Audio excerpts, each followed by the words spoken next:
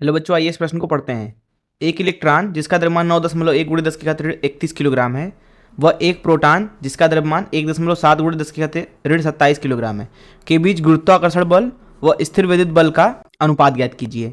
ई का मान दिया गया है 1.6 गुणे 10 की घात ऋण 19 कूलाम तथा जी का मान दिया गया है 6.67 गुणे 10 की घात ऋण 11 न्यूटन मीटर का वर्ग प्रति किलोग्राम का वर्ग। आइए इस प्रश्न की मुख्य अवधारणा की चर्चा करें। मुख्य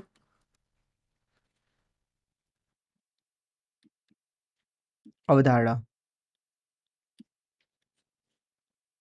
मान लीजिए हमारे पास में दो आवेशित कण हैं, ये Q1 आवेशित है और एक और बिंदु आवेश है Q2।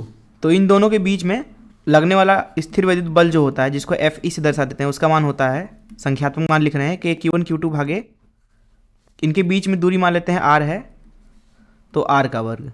इसी तरीके से अगर हमारे पास में दो बिंदु द्रव्यमान हैं, मान लीजिए M1 और M2,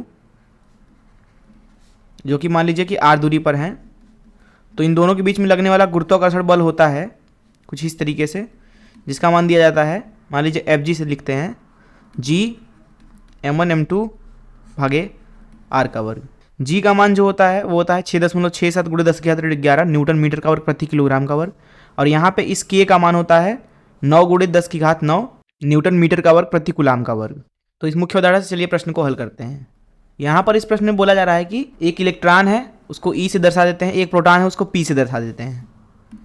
बोला जा रहा है इन दोनों के बीच में जो गुरुत्वाकर्षण बल लगेगा और जो स्थिर वैद्युत बल लगेगा उसका अनुपात निकालिए।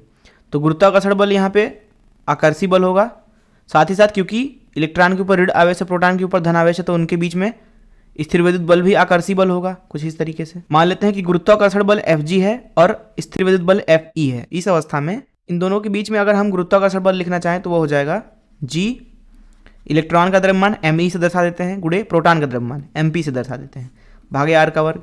इसी तरीके से स्थिर वैद्युत बल का मान होगा Fe बराबर K E गुणे E भागे R का वर्ग। अर्थात यहाँ पे Fg भागे Fe लिखेंगे हम G भागे K गुणे Me गुणे Mp भागे E की घात 2। इसको हम बोल देते हैं अल्फा के बराबर। तो इसी का मान हमसे पूछा गया है इस प्रश्न में, तो अल्फा का मान हो जाएगा यहाँ पे, अर्थात गुरुत्वाकर्षण बल और स्थिर वैद्युत बल का अनुपात।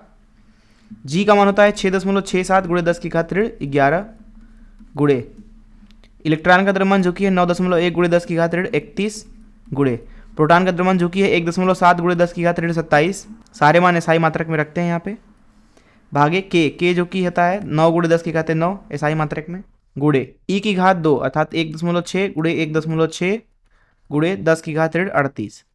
तो यहाँ पे जब आप इसकी गणना करते हैं तो ये अनुपात मिलता है आपको लगभग 4.5 गुणे 10 की घात ऋण 40 के बराबर।